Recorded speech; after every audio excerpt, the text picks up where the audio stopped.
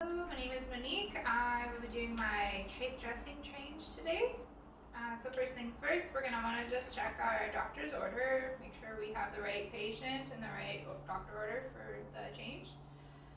And then we can kind of get our supplies ready. So I have my trach care tray, and I have a new IV drain sponge here. I have my saline solution, and I've got tape and a marker and some extra gloves. So I can go to my patient's room now. So knock knock. Good morning, Mr. Smith. I am your nurse Monique. I'll be giving you a hand today. So we're going to be doing your tracheostomy dressing change today. So can I please get your full name and date of birth? So John Smith, October 21st, 1981. So that's the same as my doctor's orders, so that's good. I'm going to want to provide privacy for my patient, and I'm going to want to get my bed up to a working height for myself, get my patient into a semi-Fowler's position so they're sitting up comfortably. Just make sure they're as comfortable as possible through the procedure. And then I can start by removing my old dressing here. So what I'm going to want to do is some hand hygiene and put out some fresh gloves. So, Mr. Smith, I am going to be removing your old dressing, and then we will be just cleaning the inner cannula of your tracheostomy, replacing it, and then just putting on a new dressing today. May I continue? So I have his consent. Do you have any pain today I need to be aware of on a scale of 1 to 10? Any allergies? So if he's all right, we can continue. If not, then we can look into some pain meds or whatever to get our patient comfortable. So while I'm here, I'm just going to want to check the ties on his tracheostomy, making sure they're not too tight, but we're going to leave them tied up for the procedure. So I'm going to be removing this. So just being very careful not to pull the skin with the tape. We're just going to pull the dressing off right here. So we're going to just want to make sure we're looking at the gauze here, kind of seeing what kind of drainage, the percentage of drainage we have, the color, the quality, if there's any odor. So we want to see just no blood, no infections such as like yellow or green pus or anything like that. Hopefully no crusties either. So we can just take a look at that for our documentation later. We can dispose of it in the garbage. Then we're gonna just wanna look around at our stoma here, and we're just gonna look for skin breakdown. We're gonna look for any discharge or drainage. We're gonna look for any irritants, any signs of infection, and see if there's any tenderness, I suppose, from our patient. So if that looks good, we can go ahead and we can start setting up our sterile trach tray here. So, and also to mention, we want to make sure we have our ambu bag close by, just in case of an emergency. We want to make sure that we have a way to oxygenate our patient if need be. So I can dispose of my gloves after removing the dressing and just taking a quick look at our stoma here. So first, before I get this set up, I'm just going to want to open my saline, just make sure that's ready to go. And then I can just go ahead and open this. So I'll open it. And then right away, we're just going to want to put on sterile gloves so that we can set this all up. So using my right dominant hand, I'm just going to put on the gloves. And we're going to be conscious not to be touching any skin while we're doing it.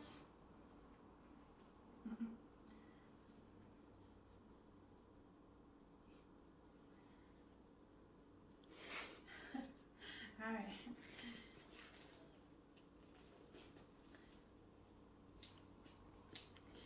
All right, and then I got my left hand.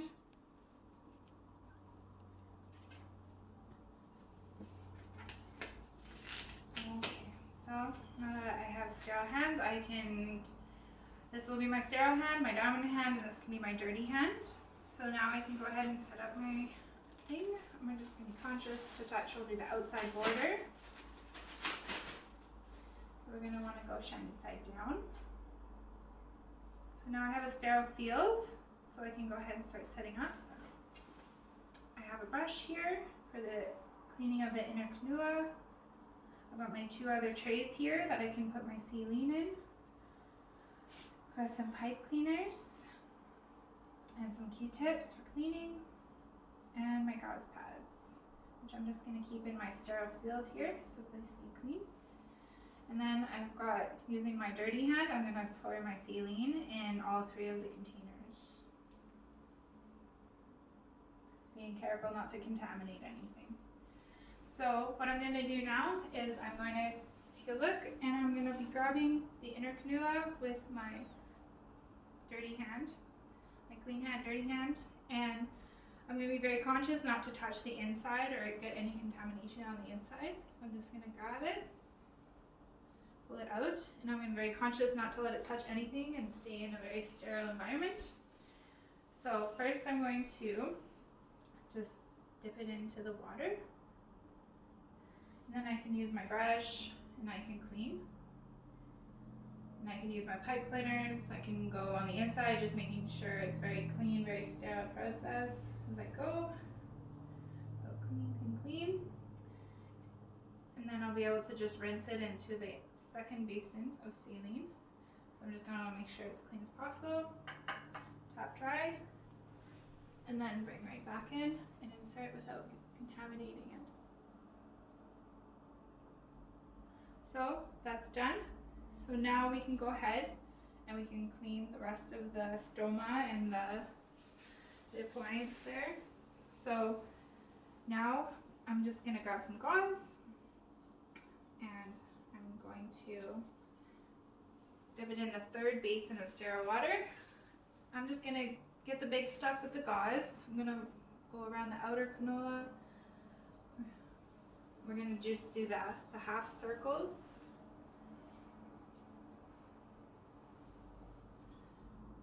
And we're just going to make sure we got all the big crusties off and just all the goo we can. And then once that's clean, we can take our Q-tips and we can just get into the smaller parts and make sure we get a really good clean around there as well. So just making sure, and we can keep assessing the site itself and making sure it's healthy and happy as well. So now that that's done, we could go ahead and put our dressing back on now that it's clean. So we're just going to want to check in with our patient, make sure he's feeling okay, that he's tolerating the procedure all right. So we've got our drainage sponge here. So I'm going to banana peel it open. And then without touching the inside and just only touching the corners, I'm going to take my drainage sponge. I'm going to go bring it underneath, and I'm going to be very conscious not to bump the tracheostomy too much to cause an irritation. Just making sure it fits properly around it. And then I've got my marker and my tape, so I'm going to go ahead and just write the date and time of the dressing change. So, and just anything notable, and then I can go ahead and take that. Just being very conscious not to irritate it too much or pull on anything to irritate the patient.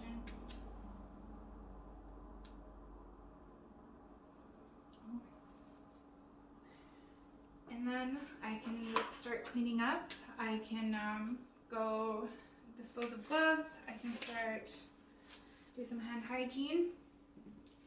I can just get my patient comfortable from here. I can do my documentation. I'm going to put the patient back down into a position he's comfortable. I'm going to put the bed rails up. I'm going to get the call bell in reach in case he needs it. And then I can go off to the documentation room, and I will be sure to be coming around in 5 to 10 minutes to just check on my patient and see how he's doing.